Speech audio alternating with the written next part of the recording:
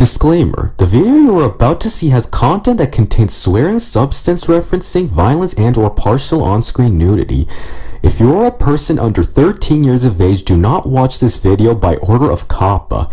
In general, if you are over 13 but are sensitive, you may exit this video and find a nice wholesome video to watch. Viewer discretion is advised. Hey there guys, Jordan here. Alright, it's finally here. The trial for Case 2 of Elements of Justice, Crusading for a Turnabout. Now, like with my previous reactions, I'm going to be cutting out some ads if any pop up. Yeah, it's annoying, but hey, that's what happens. Oh, and just like the previous reactions to Elements of Justice, I'll be splitting this into two parts. Alright, now without further delay, let's see what goes on in this trial. Alright, and here we go.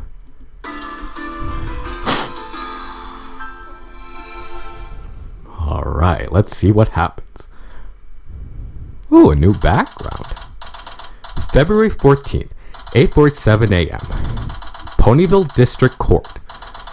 Defendant Lobby number 5. Okay. Oh. First trial in Equestria. No big deal. It'll just be like a... She's already nervous. Except with magic, Ooh. and 2 kids as defendants, and no help from Phoenix or Apollo. Widget, can you say something positive for a change? I am positive that this trial will be anything but a cakewalk. Why do I keep you on all the time? Why do you? Athena, there you are. Where have you been all morning? We were looking everywhere for you. Sorry, Twilight. I got up early to run a few laps around the castle. As soon as I was done, I rushed over here. Wow. But you were already up late last night. How many hours did you actually sleep? About 3, I'd say. What? Did you at least get something to eat? I had something to drink after my laps. Nothing like some freshly squeezed orange juice after a good workout. Oh, figures. An Applejack here that. What was that? Nothing. Trust me, Twilight. This is nothing out of the ordinary for Athena. Not exactly a great idea to tire yourself out before the trial even starts, though, is it? Hey! At least I'm getting some exercise, Mr. Overnight Instant Noodles and Comics. It's called manga, and it's art. You Alright. could learn a lot from me. I always make sure I'm well rested before a performance, just to be safe. Okay. There's a lot more on the line with this, though, Trucy. You're still worried Sure about there defending is. both Scootaloo and Turning Page, aren't you? Yeah, just a little bit. But I'm fine. I'm just a little on edge, you know? It's understandable. Well, don't worry, Athena. I'm going to be right there with you throughout the trial. You're right. Thanks again, Twilight, for agreeing to be my aide. No problem, Athena. I'm certainly gonna need the help, that's for sure. You sure do. Speaking of those kids, where are they? They should have been brought here by now. Apparently, the prosecutor wanted to have one last conversation with them before the trial started. They should be here any minute. Alright. Hopefully soon. The trial's about to start. Yeah. By the way, Twilight, did you manage to get any info about the prosecutor? Oh yeah, we still don't know who it is. Wait, they didn't even tell you? No, they didn't. I'm sorry, Athena, Huh? For what? for not being able to find out who the prosecutor is. I gave you my word that I would, after all. Oh yeah. It's okay, really. I mean, it's not like it would make that much of a difference, right? The second we walk through those doors, we're gonna find out exactly who the prosecutor is anyway. Yeah, You did that's the best true. you could, Twilight. That's all anyone could ask for. Yeah. That's true. Oh, Scootaloo. Good morning, every pony. And Turning Page. Especially to you, Princess Twilight. Turning, there is no need to bow to me, really. What do you mean? Of is. You're taking time out of your busy schedule to help defend Miss Scootaloo and me. I'm eternally grateful, Princess. Wait, how did you know I was assisting the defense? Huh? Oh. Well, it was the prosecutor. They told us to be aware of your presence today. Why does it always feel like we're being left in the dark? We don't know anything about the prosecution, but somehow they already know about us? And they told Turning and Scootaloo? Miss Sykes, Princess Twilight, Yes, Turning? I have a request. I want you both to focus on Miss Scootaloo. I don't care what happens to me, but you must defend Scootaloo no matter what. She's innocent. I know it. If worse comes to worse, let me take the blame and just save her. Is that even a good idea? Do you realize what'll happen if we do that? If you're found guilty, you'll be banished from Equestria. I know that. But that's a price I'm willing to pay. If it means Miss Scootaloo is saved. He's absolutely serious about this. Sheesh. Defend me if you must. But just know that if I think things start to look bad, I won't hesitate to confess if it means saving her. No, you're innocent too. You can't throw your life away just for me, Turning. I won't let you. Besides, think of your mom. She just lost your dad after all. If you end up banished... Oh. She'll be fine. Besides, she'd understand. Really? Sometimes sacrifices need to be made. It's my duty, as a future member of the Royal Guard. If even one life is spared, no matter whose, I have no regrets. Don't Wow. worry, Scootaloo. If what the prosecutor said is true, then we shouldn't have to worry at all. I'm just stating this as a last resort, in case things don't go according to plan. Right. This mystery prosecutor is making secret plans with the defendants as well? You know what? I'm not gonna just stand there twiddling my thumbs. It's time for some answers. Alright, just who exactly is the prosecutor? And what exactly did they say to you two? I'm sorry, Miss Sykes, but we were told not to tell you anything about the prosecutor's identity or plan. Seriously? What? What's the deal? Why are they being so secretive? I don't know, but it's starting to get on my nerves. Scoots! Turning! Oh, Apple Bloom. Yeah, I'm fine, Apple Bloom. I am. Thank you for asking. Hey, Squirt! You doing okay? Oh, Yeah, I just can't believe I'm going on trial. Yeah, it feels pretty crazy, huh? It's okay though. You made it through the worst part. All you gotta do now is sit tight and wait for Athena to prove that you didn't do it. I'm glad you've all come out to support Scootaloo and Turning. Well, most of us, darling. huh? A certain some pony didn't want to get out of bed today. I practically had to drag her to the courthouse.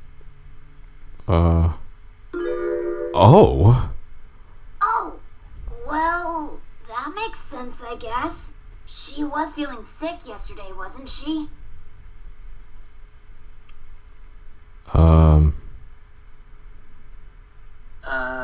She doesn't seem like she's ill at all. Hello? Be quiet. Sheesh. Sykes, what's going on? Well, you see... You didn't want to help us investigate the case. Oh. What? No, that's... Oh, we did. Sweetie Boo? What's this about? No! It's not like that at all! It's not like I don't want to help. I'm just so sure that Scootaloo is innocent, and I know that Princess Twilight and Miss Sykes will be able to prove it without my help. Really? Sweetie, that's how it works, right? In court, the truth will come out no matter what.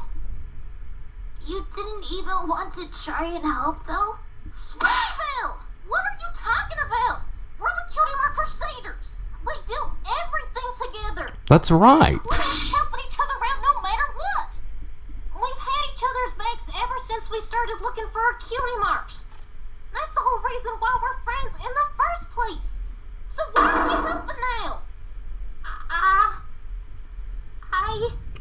Apple Bloom, Sweetie Belle, I know this is a rough time for y'all, but this ain't the time or place to be having this discussion. I want to help Scootaloo. Really, I do. But considering what she did, I didn't want to get in the way and make things worse. Like you did. Huh? What's that supposed to mean? Sweetie Belle, apologize to Apple Bloom. What are you talking about, Sweetie Belle? What did I do? You know what you did. You stole some fabric from Carousel Boutique the other night. You went into the forest and gave it to Diamond Yard Silver Spoon, didn't you? In exchange for your scooter? What? Girls, that's enough. This ain't... Wait a minute. Sweetie Belle, how did you know that Scootaloo stole the fabric in the first place? Yeah, how did you know? Yeah, how did you know about that?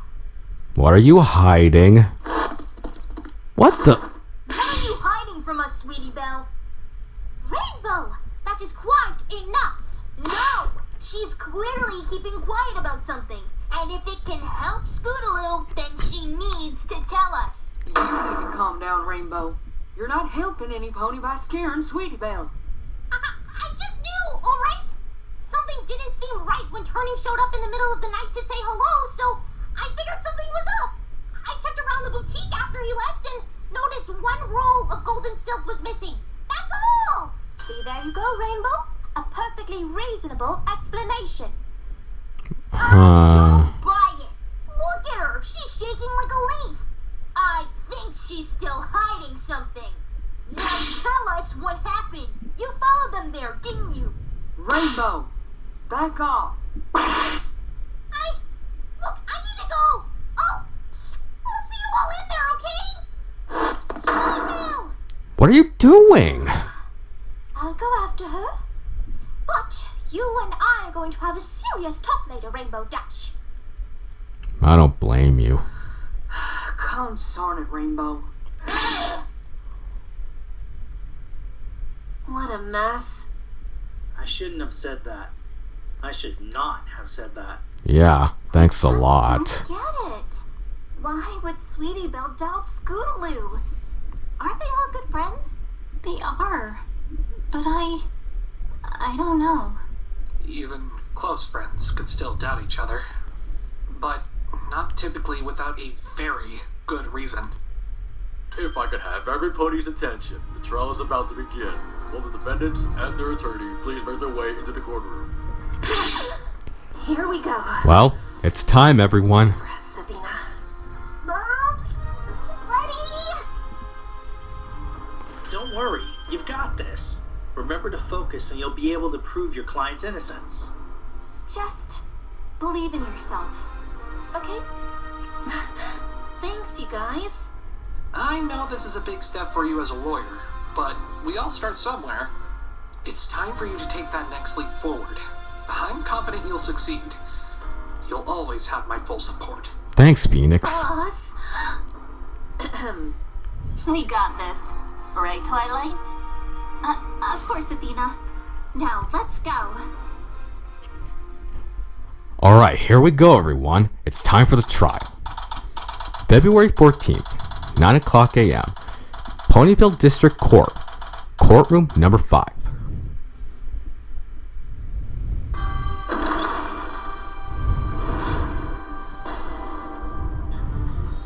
Court is now in session. All rise.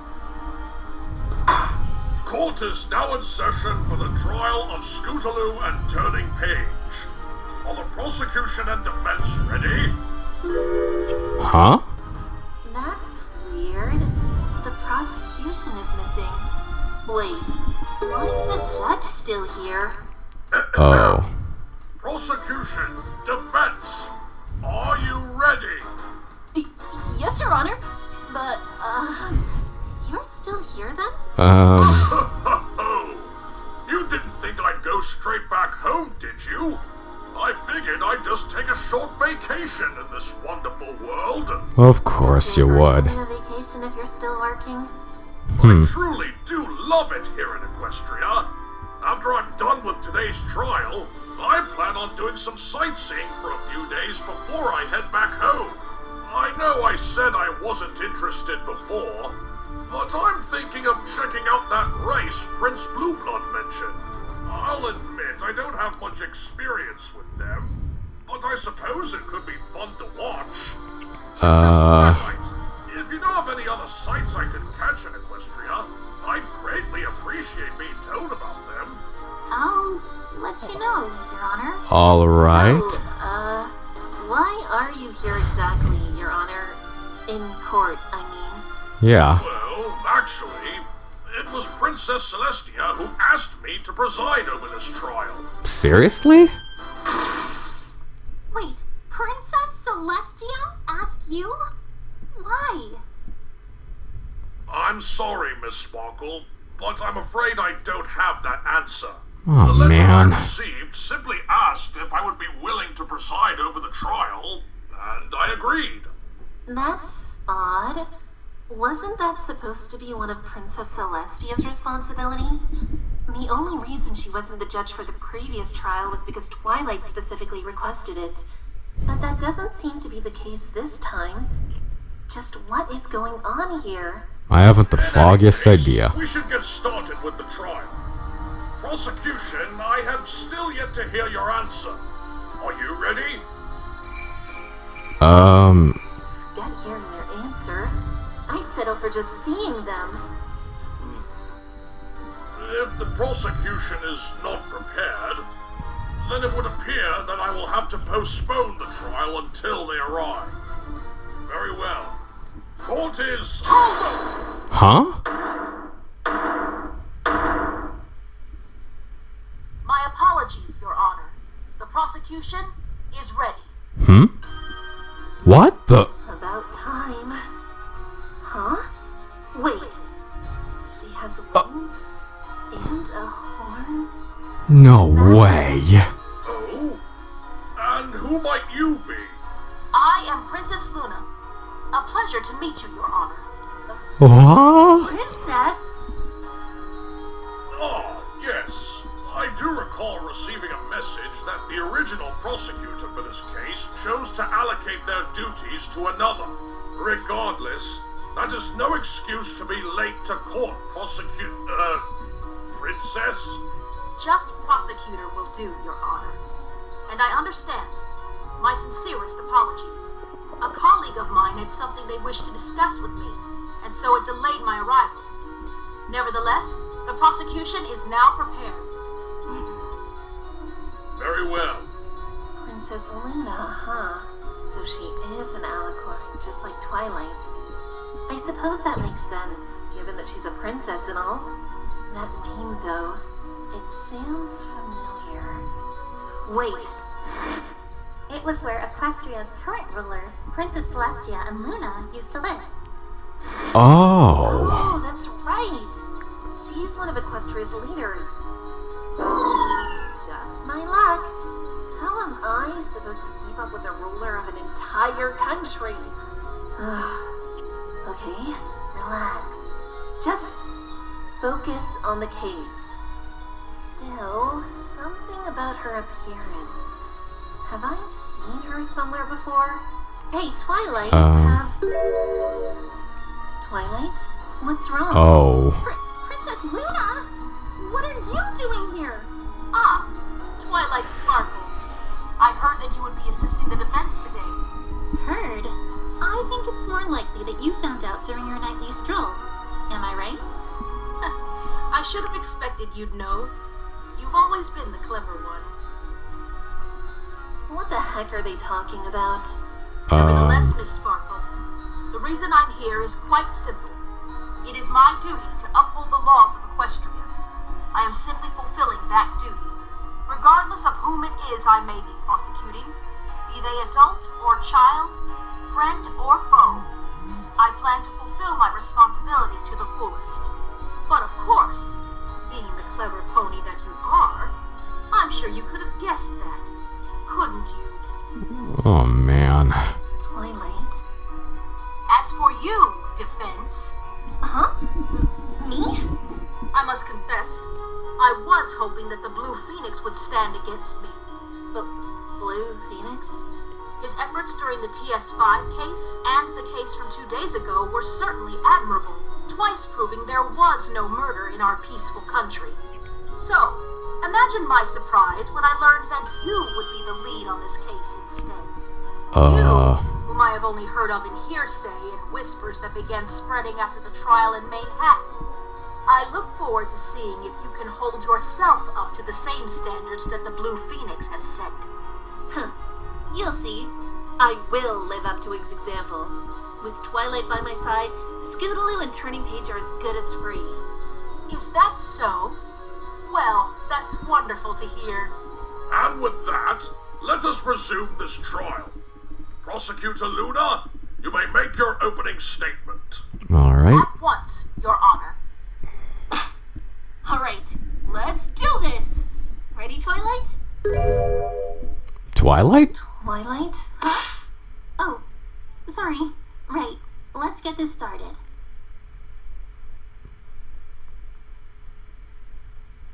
Today's proceedings shall center around the murder of Royal Order, who had just returned home from Canterlot the night he was killed. He was a member of the Royal Guard. All right. George Bunny was killed? Not just killed, he was murdered. What does this mean? Are we still safe? Rest assured, my little ponies, that there is no cause for alarm. We anticipated this would be the public's reaction to this news. That is why we withheld this information until we had all the facts. That's right. Private Eye mentioned something about keeping the victim's identity a secret from the public. Looks like that was the right call. Yep. Now that we have investigated this matter in full, we are ready to present the truth behind this stallion's death to the court and the public. I will begin by submitting the victim's autopsy report. The court accepts the report as evidence. All right. The autopsy report. The time of death is estimated to be on the evening of February 12th between 9:30 p.m., when the victim was last seen, and 10:30 p.m., when the body was discovered. The coroner was able to confirm this during their examination of the body. Death came as the result of a single stab wound to the right side of the victim's head. A single lethal strike then. It's not quite that simple, Your Honor. There was only one visible wound, but he appears to have been stabbed at least twice. Twice? Whether or not this was caused by a single weapon or multiple weapons is unclear. What we do know for certain is that the victim died instantly after just a single stab. All subsequent stabs the victim suffered were post-mortem. In other I words, see. the only thing we need to be concerned with is figuring out how the victim suffered his initial stab wound. That's what killed him. Additionally, we discovered a large bruise on the left side of the victim's torso, indicating that he was struck by some sort of object. However, unlike the subsequent stab wounds, the victim received this bruise before he died. Really? I see. What I'm still wondering is, why did the killer stab the victim in the head of all places? That's way too bizarre to not be important. There's still one more point in this autopsy report that confuses me, though. I assume you are referring to the affliction the victim was suffering? That's correct. This poison joke. I've done my research on Equestria, but I'm afraid my studies didn't quite cover this topic. There's no need to worry, Your Honor. I shall explain. Poison joke is a rare type of flower, native only to the Everfree Forest. It is relatively harmless, but should one so much as touch the plant, they will be afflicted with a bizarre condition, unique to every individual. Yeah, this is all stuff that Twilight mentioned yesterday. In the case of Royal Order, the affliction he suffered was weak knees. Oh. Ironic that a member of the Royal Guard would be afflicted with a condition that makes it difficult to stand tall. Indeed. As for the body itself, it was discovered at the foot of the bridge leading to the castle of the Two Sisters. As you can see on this diagram, the castle ruins lie at the very end of the path that cuts through the Everfree Forest. We also have an additional diagram here that gives us a closer look at the crime scene itself. The X we've marked on here is representative of where the body was at the time of its discovery. Lastly, the prosecution wishes to submit this photo of the crime scene to the court. The victim's body had already been removed for autopsy by the time it was taken, but we laid out tape to mark its exact positioning. Very well. The court accepts the diagrams and photo as evidence. Alright. Crime scene added to the court record. The ponies accused of committing this wretched crime are Turning Page, the son of the victim, and Scootaloo, a friend of Turning's. It is rather difficult for me to believe that these two children would do something like this, though. Not to mention the fact that one of the two standing accused is the victim's own son. Yeah, that's right. Certainly a rather tough pill to swallow, but I am certain that, in time, you will come to see that these two were the only ones capable of committing this crime. You'd better have some pretty substantial evidence to back up your claims, Prosecutor Luna. These are children's lives at stake. Trust me, Your Honor. It brings me no pleasure to prosecute these young souls. However, justice must still be served. Can't argue with that. Every pony is equal. Age is a non-issue. I trust that you, too, know this, and will remain impartial in your judgment? Certainly, Prosecutor Luna. That is the duty of a judge, after all. I'm glad to hear that, Your Honor. Well then, defense, what is your stance regarding the charges filed against your clients? Your Honor, we stand by our plea of not guilty. The defendants, Turning Page and Scootaloo, are both completely innocent of the charges filed against them. The court acknowledges the defense's position. Now then, let's hear from the prosecution's first witness. Your Honor, the prosecution would like to call the detective in charge of this investigation, Private Eye, to the stand. Alright. Well, Alright. Private Eye's up first then. Hopefully he doesn't say anything too damaging. Let's hope not. Witness, please state your name and occupation for the record. My name is Private Eye, Princess. Detective. And might I say, good morning to everyone present. Princess Twilight, Miss Sykes, my lord. Good morning. Lord, huh? I could get used to that. And we've already lost him. The prosecution's first course of action will be to make the actions of the victim clear to the court. Detective, please testify in regards to this matter. At once, Your Highness. Alright. Witness testimony. The victim's movements. The victim, Royal Order, was stationed in Camelot until late afternoon on the day of his murder. After his shift ended, he boarded a train and arrived in Ponyville at around 9:15 that night. Upon his return home, he was informed of Turning's whereabouts and decided to head into the Everfree Forest to find him. When he arrived at the base of the bridge, in front of the castle of the Two Sisters, he was ambushed and murdered. Our investigation determined that Turning Page had gone off into the forest with Scootaloo that night for currently unknown reasons. We believe this is why the victim was in the forest that night. He was trying to save his son. I see. You'd certainly need a very good reason to be willing to head that far into the forest. If I recall correctly, that place is filled with all kinds of dangerous creatures, isn't it? It sure indeed, is. Your Honor. Figuring out why the victim chose to go so far into the forest was one of the key questions we had during our investigation. It was the statement of one Miss Devotion that cleared the matter up for us. Miss Devotion? The victim's wife, Fair Devotion. She's a substitute teacher at the local schoolhouse. While her husband was away in Canterlot, Miss Devotion would take care of her son all by herself. This on top of her demanding role as a teacher and member of the Ponyville School Board, you see. She She certainly sounds like a very kind, hard-working mare. She was home when the victim returned, and it was she who told him the turning page had gone into the forest that night. So, the reason the victim went into the forest was to chase after his son?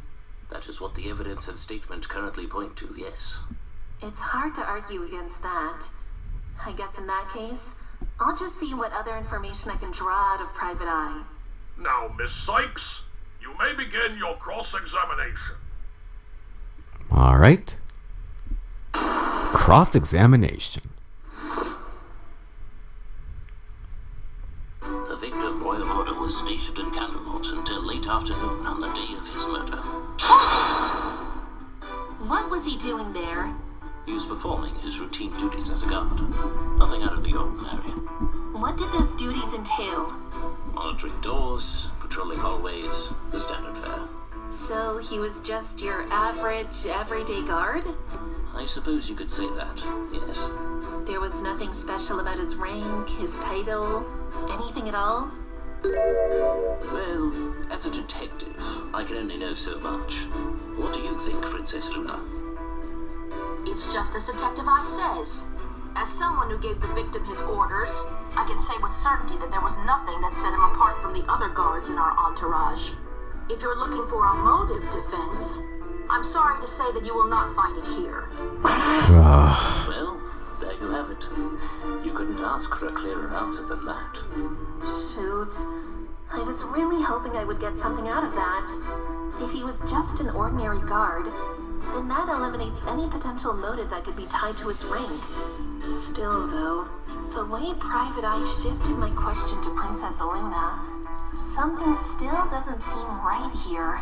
Defense, please stop staring at the witness and continue your cross-examination. Yes. Sorry, Your Honor. I'll have to look into that later. Gotta continue pressing the detective for information now. After his shift ended, he boarded a train and arrived in Ponyville at around 9:15 that night. How long had he stayed in Canterlot? Nearly a month, according to our findings. A month? Whoa. Royal Order often spent many weeks in Canterlot with little time to himself. Even when offered extended sabbaticals, he chose to forego them in service to the crown. This fellow seemed like quite the workaholic. I agree. Says the guy working on his vacation. He was simply honor-bound to serving Equestria and maintaining harmony amongst its citizens. Whenever he wasn't on active duty, he spent all of his time with his family in Ponyville. He certainly was the epitome of a Royal Guards pony. His death will surely echo a great sense of loss for both his country and those close to him. That's odd. That sounded a lot more sorrowful than anything I would expect from Private Eye. The day he was murdered was no different than any of his other off-duty times. He returned to Ponyville to visit his family. According to our investigation into the ticket purchases and train schedules for February 12th, Royal's train arrived in Ponyville at 9:15. He then headed straight home, arriving about 10 minutes later. And what did the victim do once he got there? Upon his return home, he was informed of Turning's whereabouts and decided to head into the Everfree Forest to find him. So, it was Fair Devotion who told the victim that Turning Page had gone into the forest? Indeed. We heard this from Miss Devotion herself. And how did she know what her son was doing? I doubt she would have allowed Turning to go somewhere that dangerous. During our investigation of the victim's house, we found a note written in Turning's handwriting confessing to his actions that night. Miss Devotion knew where her son had gone because of this note. Oh. Turning's note added to court record. Went to the Everfree Forest. Be back soon. Succinct and straight to the point. Just what I would expect from Turning. If Miss Devotion was the one who discovered this note, why didn't she go after him as soon as she found it? As you said yourself, the Everfree Forest is a dangerous place, especially after dark. She knew Royal Order would be coming home soon, so she decided to wait until the more able-bodied pony had arrived before attempting to follow after her son. According to Miss Devotion. When Royal Order offered to go find him, she insisted on going with her husband, but he told her to stay put. She reluctantly complied, and watched him leave at around 9:30. That was the last time she ever saw him. Whoa. That sounds rather ominous. Like something right out of a horror movie. Did the victim make any stops on his way to the forest? I beg your pardon? I'm just wondering if it's possible that the victim went somewhere else before entering the Everfree Forest. Why is that? I'm afraid we neglected to look into this matter, so I cannot say anything for certain. The forest entrance is roughly 20 minutes away from the victim's house. The crime scene is about 35 minutes away from the entrance. The body was discovered at 10:30 p.m. Do the math, attorney. Do you really think the victim could have dawdled before entering the forest? Considering there was only 5 extra minutes to do something else, I highly doubt it. Well, not so fast, Prosecutor Luna. Twilight? Oh? What is it, Miss Sparkle? The victim was a unicorn, wasn't he? Did he, by any chance, know how to teleport? Oh. I have to keep in mind that this is a world of magic. Not everything here follows the rules of my own world. Detective, do you have the answer to Princess Twilight's question? I do indeed, Your Highness. Royal Order was an incredibly gifted unicorn. Teleportation was just one of many spells he had long since mastered. So, if he could teleport, then the time it would have taken the victim to travel between locations is irrelevant. Wouldn't you say? You have a point, but as I'm sure one as proficient in magic as yourself is aware, one cannot teleport to locations that they've never been. You mean? Oh. We could not find any indication that the victim had ever been to the castle of the Two Sisters before this incident. The best we could uncover were multiple instances of him and his son going to Froggy Bottom Bog to spar with the monsters that inhabit the area. Froggy Bottom Bog, huh? I think I heard about that place yesterday. It's down the path that leads to the right from the crossroads, isn't it? Quite so. You can see it here on the map we drew of the forest. If one were to walk to Froggy Bottom Bog, they would first have to travel to the crossroads to get there. So that means he could at least teleport as far as the crossroads, right? He must have been there before when traveling to his sparring sessions. If so, then he may have teleported to the crossroads first and walked the rest of the way to the castle. This could make his travel time 30 minutes at most. I suppose that's a reasonable assumption to make. Then, are you saying that between 9:30 and 10, the victim was off doing something else? Why? His son had gone off into the Everfree Forest alone at night. Do you really think he'd waste time delaying his entrance into the forest? If anything, he would have used the extra half hour he had to search elsewhere in the woods. After all, it's not like he could have known exactly where his son was. Yeah, that's true. It's kind of hard to believe that Royal Order would have risked his son's safety by taking a detour, given what we've heard about him so far. Twilight, any ideas? Unfortunately, none. I didn't think this line of questioning was necessarily going to reveal anything case-breaking, but still, knowing that the victim had a half-hour period where he could act freely without heading to the crime scene, I think that might be something we'll want to keep in mind. I agree. It might not be relevant, but you never know. Miss Sykes, Miss Sparkle, if you aren't done whispering over there, then let's continue with the testimony. Right. Sorry, Your Honor. Private, please continue. When he arrived at the base of the bridge, in front of the castle of the Two Sisters, he was ambushed and murdered. He was ambushed? We believe so, yes. What led you to that conclusion? It was the bruise on the left side of his body. We believe that the assailant first delivered the blow to his torso in order to knock the victim to the ground. This was then followed up by at least 2 stabs to the head, the first of which must have killed the victim. If the victim had been on guard at the time, there isn't a chance somebody of his caliber would have been knocked down so easily. Whoa. That is why we believe he was taken by surprise. But walking through that dark, dangerous forest in the middle of the night, wouldn't the victim have been on guard regardless? Perhaps. But you are forgetting something else, Miss Sykes. The victim was suffering from the effects of poison joke. Oh, right. Weak knees! Exactly. The poison joke caused the victim's legs to be weaker than normal. So, when his assailant struck him, even if he was completely on guard, it's hard to believe he wouldn't have been knocked to the ground. I guess that's true. That certainly seems to make sense. And what weapon are you proposing was used to knock the victim down?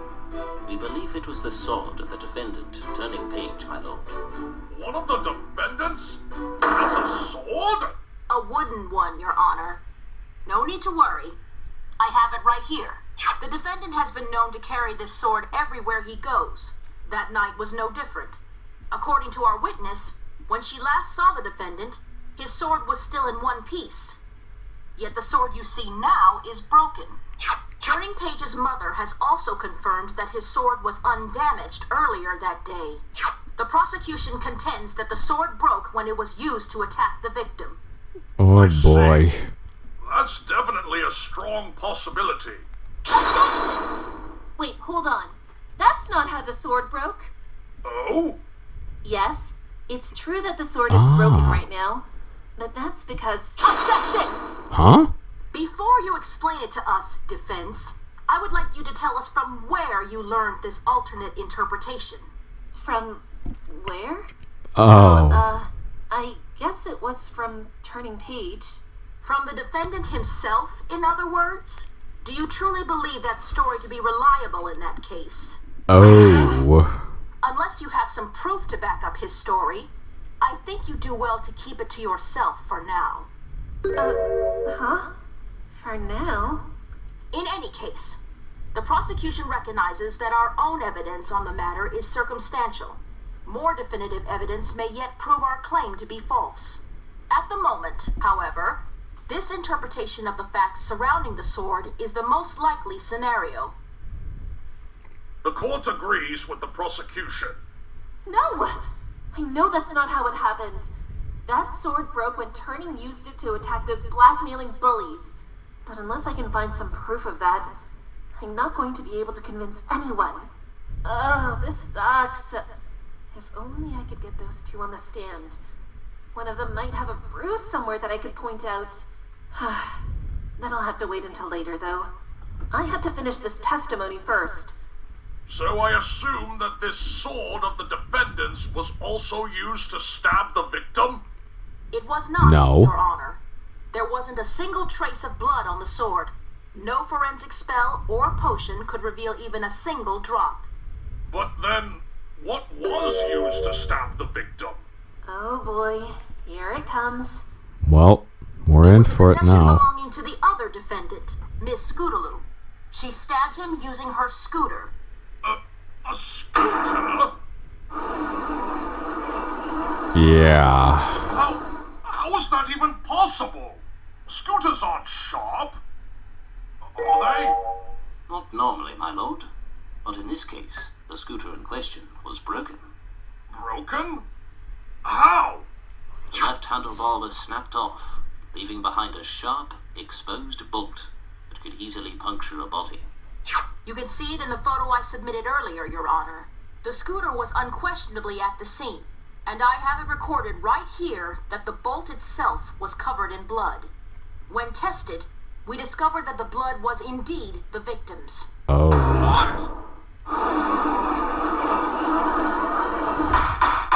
Order! Order, I say! I must admit, as unbelievable as it appeared to be at first, the more I listen, the more it seems like these two kids really did commit this crime. As incredible as it is to think so, the evidence certainly points to that conclusion. The victim arrived on the scene and was ambushed by his son, Turning Page. He used his sword to hit his father's left side. This attack caused the sword to break. Thanks to the poison joke affliction that the victim was suffering at the time, he couldn't resist the impact and was knocked to the ground. At that point, the other assailant, Scootaloo, dropped her before he could even react to what was happening. Yes, that does seem to be what happened, given the evidence so far. Wait a second. I think there might be a contradiction in the sequence of events. Really? Although, I might be overthinking this. No. I have to be onto something here. Right? Don't doubt yourself, Athena. Twilight? If you think there's a contradiction, then go for it. I'll be right here with you. Right. Thanks, Twilight. Your Honor, I would like what Private Eye just said to be added to his testimony. Very well. Detective, if you please. Certainly, my lord. The victim was knocked to the ground and then stabbed before he could even react. Objection! Huh? Private Eye, there's a contradiction in your testimony. Oh, please, do tell. Yes, enlighten us, defense. What is this supposed contradiction? Right. It's written here in the autopsy report. Cause of death was a single stab wound to the right temple that caused immediate death, followed by at least one more post-mortem.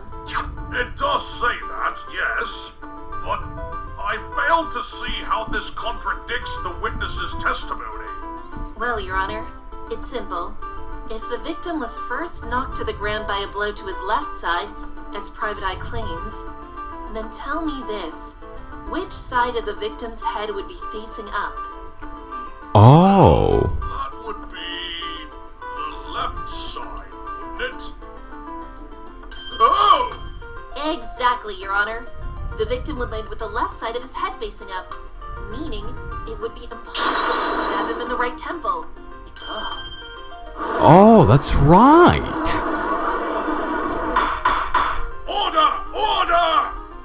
That's certainly a puzzling contradiction.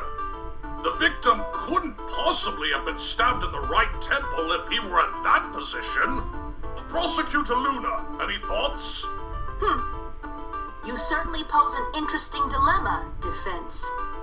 So, are you implying that the victim was first stabbed in the head and then hit in the torso? It would certainly help your case if you were.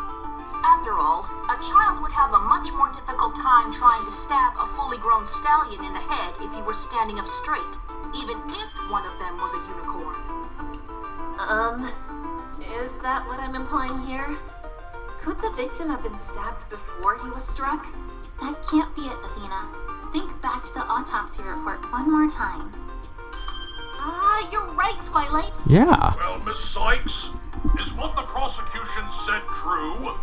Are you claiming that the victim was first stabbed and then struck? Nope. I'm not, Your Honor. You aren't? Intriguing. And why not, defense? It says so right here in the autopsy report. The victim suffered a large bruise on the left side of his torso ante-mortem. He was hit before he was killed. The autopsy Oh. report notes that the victim was instantly killed by the first stab wounds. That means it would have been impossible for the victim to have been struck in the torso after he was stabbed. Wow. I did it! I managed to find a flaw in the prosecution's case. Way to go, Athena. Let's see how the princess tries to get out of this one. Prosecutor Luna, do you have an explanation for this seemingly unexplainable contradiction? Of course I do. Yeah, that's what I Say thought. what now? You can explain it? Then please share your theory with the court. At once, Your Honor. As the defense has so eagerly demonstrated for us, the victim's autopsy report creates quite a few perplexing contradictions. However, there are two explanations that can clear them all up. What? The first is a rather simple one. After the victim was struck, he fell onto something sharp, and it pierced his head, killing him. The victim fell onto the murder weapon? Well, it might not be right to call it a murder weapon. After all, there's no proof to indicate that the assailant ever intended on killing the victim, should this be the case. And the crime scene was a forest, after all. Who knows what could be on the ground? All kinds of dangerous objects, I'm sure. Indeed. This murder could very well have been an accident in that case. But then, wouldn't the object that took the victim's life still be at the scene? You would have found it there, wouldn't you? Not if the culprit took it away in a panic or in fear. Oh. What about the blood on the scooter? That could have been the result of our real culprit wishing to frame Miss Scootaloo for the crime. Even if it was an accident, the culprit still wouldn't want to be caught. They would likely fabricate a weapon to avoid their punishment. In truth, while the stab wound in question is quite similar in shape to the exposed bolt on the scooter, irregularities were discovered during the examination, which indicates that it's possible 2 different items could have stabbed the victim. I see. Which would mean the culprit is... Indeed, Your Honor. The evidence, as it stands, suggests that Turning Page was the one who knocked the victim over. On top of that, out of the 2 defendants, he's the only one who would benefit from making a fake weapon out of the scooter.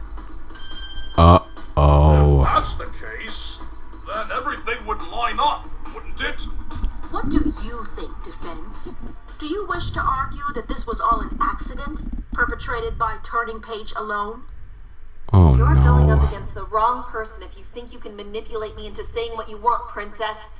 That being said, if I did argue that this was what happened, I could get Turning Page's sentence reduced significantly, and Scootaloo would be off the hook completely. Is that what I should do? Turning did say he'd be willing to take the blame for this, but Oh, man. Turning's looking at me. Is he trying to tell me to let him take the fall? But if I do that, then... Athena? I'm not sure what to do here, Twilight. The way things are going, I could very easily get Scootaloo off the hook and Turning a light prison sentence. That would have everything turn out just as Turning asked back in the defendant lobby. But I don't think I should do that. If I do, that'll just mean we're admitting that Turning killed his own father, even if only by accident. And that will undoubtedly have a severe effect on him. His family, his peers, they'd never look at him or treat him the same way again. It'd ruin his life. Even so, Turning seems to be satisfied with that. Well, I'm not. I don't care if he thinks it'd be a good thing to do. Because it isn't. I'm supposed to look out for both his and Scootaloo's best interest. And him taking the blame isn't what she wants. So if Luna's got some sort of trap waiting for me, bring it on. I'll never admit that either of them had anything to do with the Royal Order's death.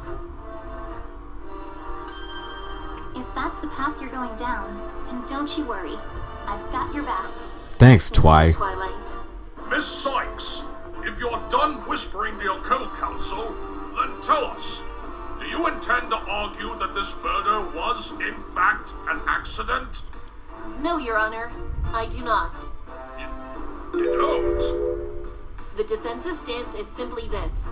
We assert that neither Scootaloo nor Turning Page had any hand, or hoof, rather, in this murder. I thought you might say that. How ambitious of you, little golden pixie. Golden Pixie? If that's the case, then you are admitting that the second explanation for our autopsy contradiction is the correct one? Yes. Of course. As soon as I figure out what that is. Not so confident, are you? Perhaps once we elucidate the matter, you'll see the folly of your actions. Private Eye, if you please. At once, Princess.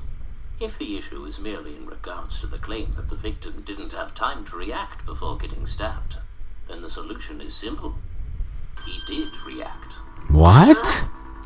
When he was knocked over, he must have lifted his head to see who hit him. Once he did, his right temple would have been exposed, allowing the second assailant a chance to stab him there. You're right. That does clear up the contradiction quite nicely. Well then, there you have it. If the defense refuses to argue that this was an accident, then this is the only other possibility that fits the evidence. This isn't good. Unless I can poke a hole in this theory, we're gonna be up a creek with no paddle. There something we're overlooking. Excuse me, Golden Pixie. Yeah? I see you're straining yourself over there. No doubt desperately clawing for some sort of advantage in this argument. Was it that obvious? Unfortunately, I'm afraid you're not going to find one. Oh, Just that's look over the reassuring. evidence again, and I'm sure you'll realize you're fighting on the wrong side of this debate. What?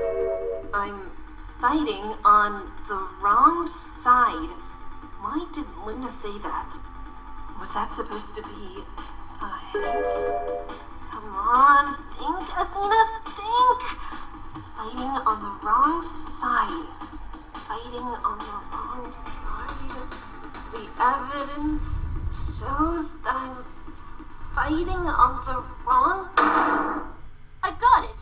Huh? Objection!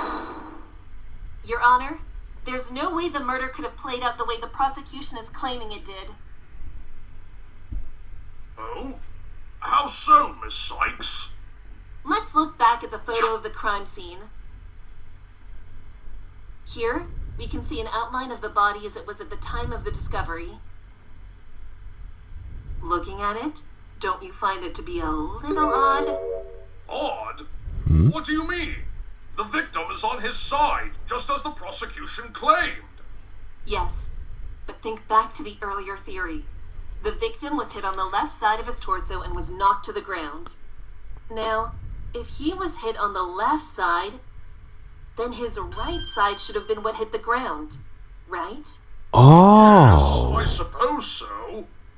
And yet, in this photo, we can clearly see the victim fell on his left side. Hey! You're right! Whoa. Order! Order! Prosecutor Luna, do you have an explanation for this? This completely overturns your entire case.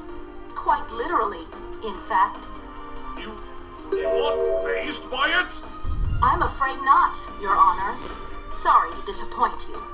So then, do you have an explanation for this after all? Perhaps we should allow the one who brought this to our attention an opportunity to explain it first. Me? Who else? Oh. I don't know. I just pointed out the contradiction. I haven't really thought about what it means yet. Well, one thing it could mean, Prosecutor Luna, is that the police made a mistake when they were outlining the body. Huh? I assure you, no mistakes were made. I saw to the removal of the body myself. The tape outline was made around the body just before it was removed. Private Eye can confirm this, as he was also there at the time. Yes. The tape was laid down before the body was moved. There's no chance it was a mistake on our part. If that's the case, then this contradiction eliminates the possibility of this being an accidental killing. The victim couldn't have fallen on something if he ended up with his stabbed side facing towards the sky. Indeed. And what else? Well... Oh, I think I got it. It would also mean that the body itself had to have been moved, right? How so? If the side of his body that was hit somehow ended up facing the ground, it would mean that whoever killed him must have moved the body from somewhere else and placed it down incorrectly. I don't know if that was by accident or on purpose, but the body had to have been moved. And why couldn't the explanation be as simple as the victim himself having rolled over after being hit, or having his feet swept out from under him, causing him to fall on his left side? Because if he really did land on his right side after being hit, and then rolled over, he would have ended up facing away from his attacker, regardless of which direction he rolled. I doubt he would have wanted to let them out of his sight. As for why Right. they could have swept out his knees, the autopsy report doesn't mention anything about the victim's knees being injured. Also true. If they were weak at the time, some bruise or mark would have been left behind if they were hit with enough force to topple him over. There's no doubt that the victim must have fallen over when he was hit. His legs were far too weak to support him after suffering the blow to his side. So, how's that for an answer, Prosecutor Luna? The victim's body was moved after he was killed. That's the only way he could have ended up being stabbed with the left side of his body facing the ground. The only way? Are you sure about that? What? Ay, caramba. What now?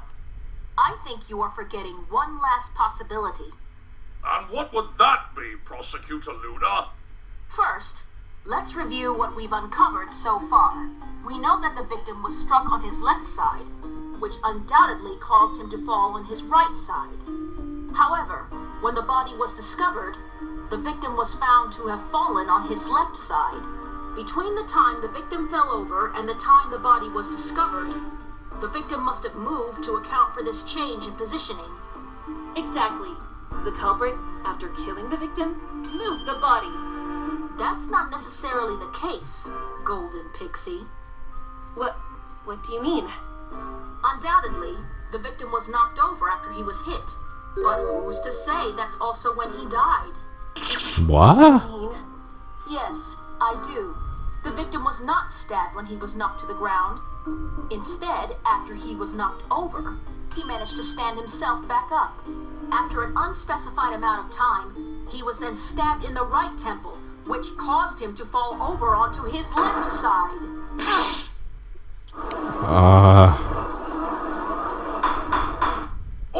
Order in the court! After hearing both the prosecution and defense's claims, I believe I must side with the prosecution's stance. Oh, great. But why? Your theory of the body being moved, while plausible, simply lacks enough evidence to back it up, and leaves too many questions unanswered. If the body was moved, who moved it, why, and from where? Those are all, really good questions, Your Honor. Oh, why thank you, Miss Sykes. I have been doing this for quite some time, you know. If you wish to pursue the theory of the body having been moved, you'll need to first disprove that he was killed at the castle ruins. All of the evidence presented in the trial so far points towards the likelihood of the murder occurring there. Furthermore, nothing was missing from the crime scene to suggest that the murder may have occurred elsewhere. Right, defense? There it is again. She's hinting at something. What does she want me to see? Something missing from the crime scene? Everything's here, isn't it? The scooter that stabbed the victim, the body itself, the... What? Wait a second. The body that was stabbed is there, but there's something else that should be there but isn't. This is it! Your Honor, the defense has evidence to counter the prosecution's claims. Then please show it to us, Miss Sykes. Look at this photo one more time. There's a grave contradiction contained within it. A contradiction? Where? Right here, Your Honor. Take that! Look at the area near the head of the victim. If we go by the prosecution's theory, then the victim would have fallen in the place he was stabbed. However, if that was the case, then there should be a pool of blood around the victim's head. Yes, there should be. But looking at this picture, what do you see? No blood?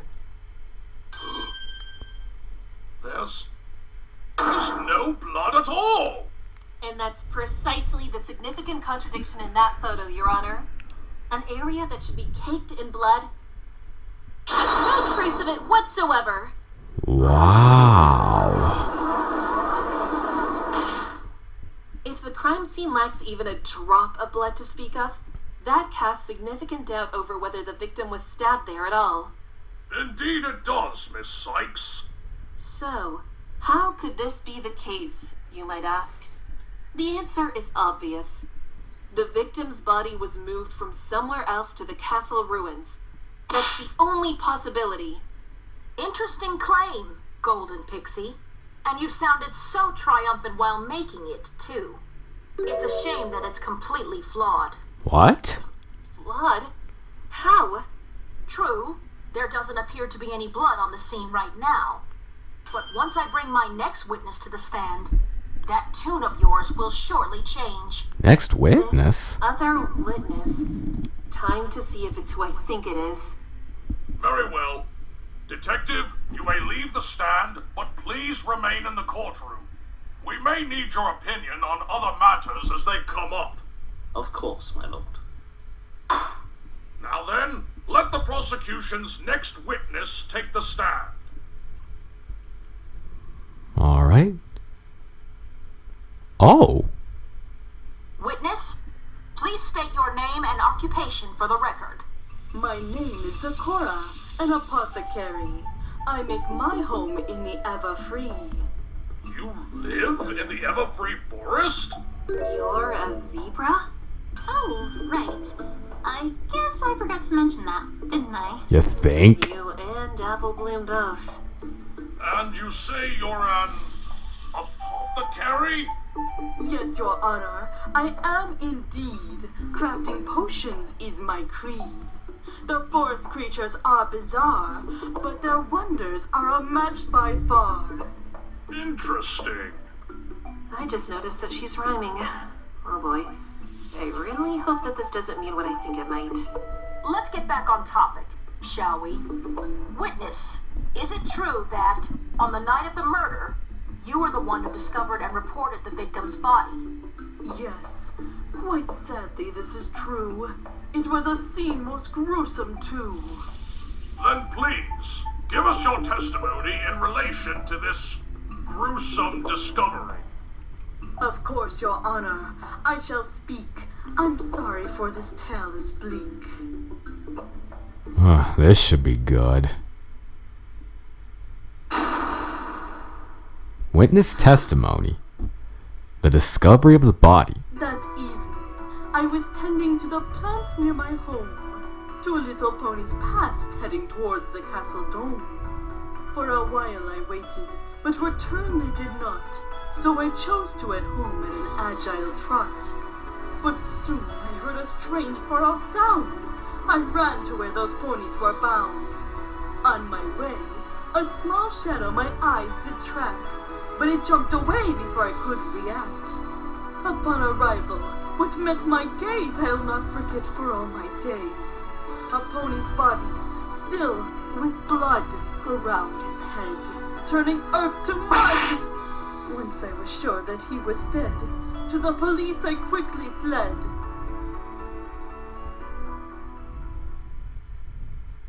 Can life cut me a break already?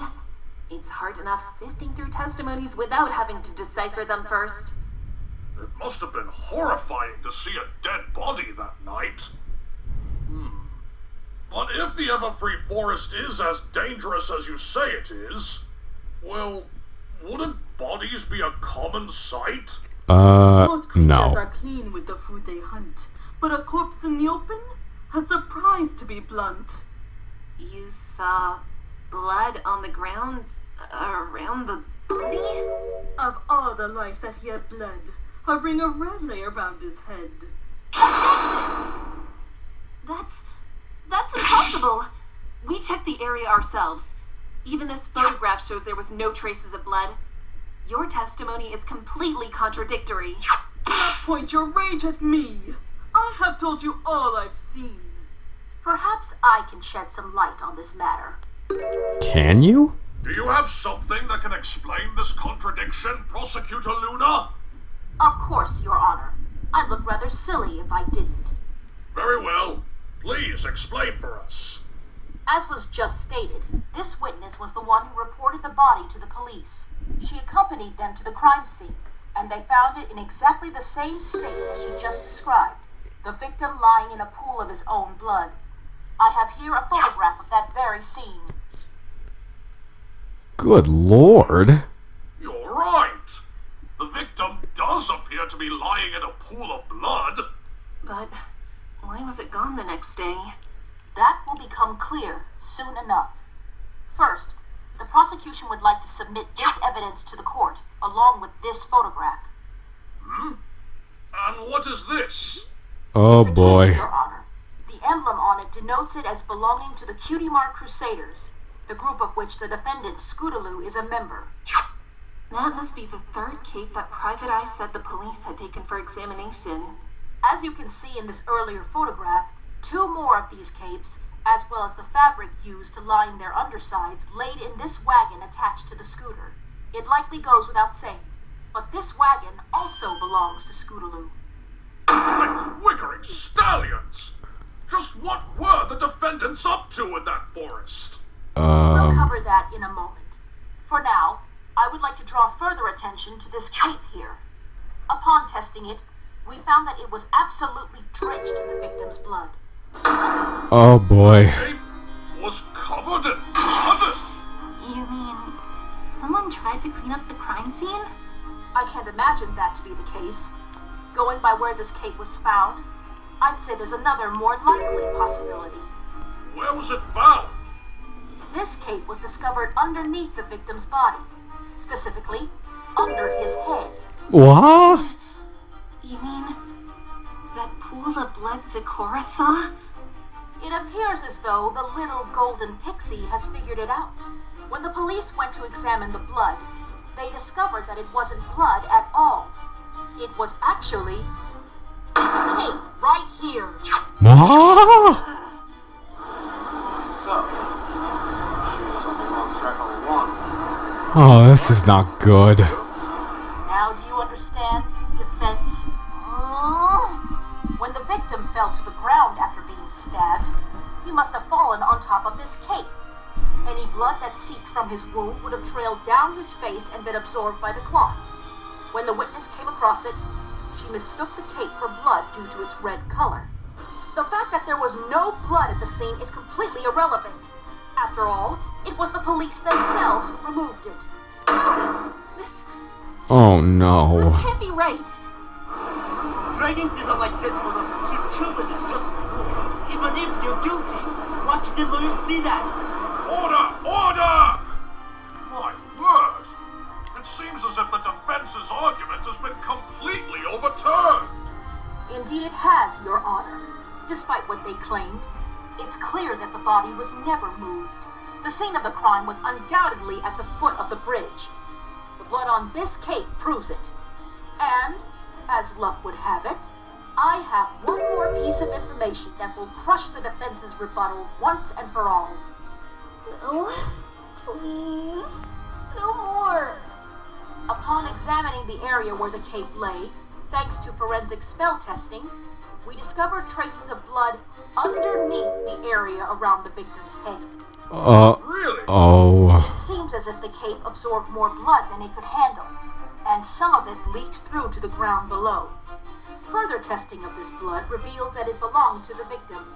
Your Honor, I submit to you the photo of the victim's body, as well as the blood-stained cape as evidence. Very well. The court accepts them. Crime scene photo 2 added to the court record.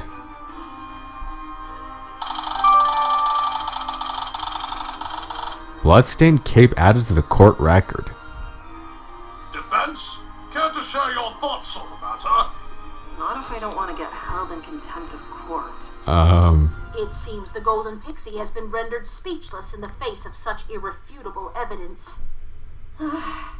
Just ignore her. Ignore everyone, okay? I'm not gonna lose. Time to get my brain in gear.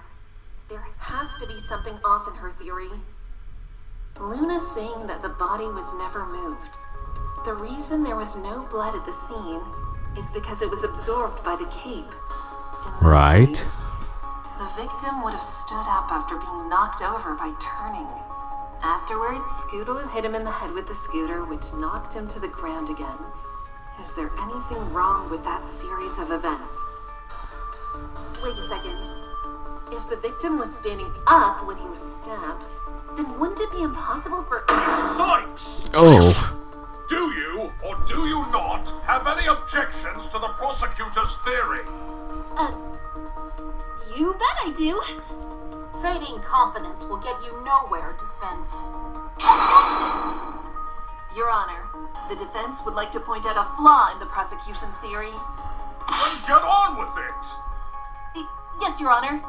The issue has to do with the victim's fatal stab wound being inflicted while the victim was standing upright. I would think stabbing an adult at such a height would be nearly impossible for a child. Correct? Objection! You forget that the owner of that scooter is a Pegasus. What's stopping them from simply flying up and stabbing him that way? Funny you should mention that. Aha! I heard something from the defendant in question yesterday that clears up this matter. Namely, the fact that Miss Scootaloo can't fly. Ah. What?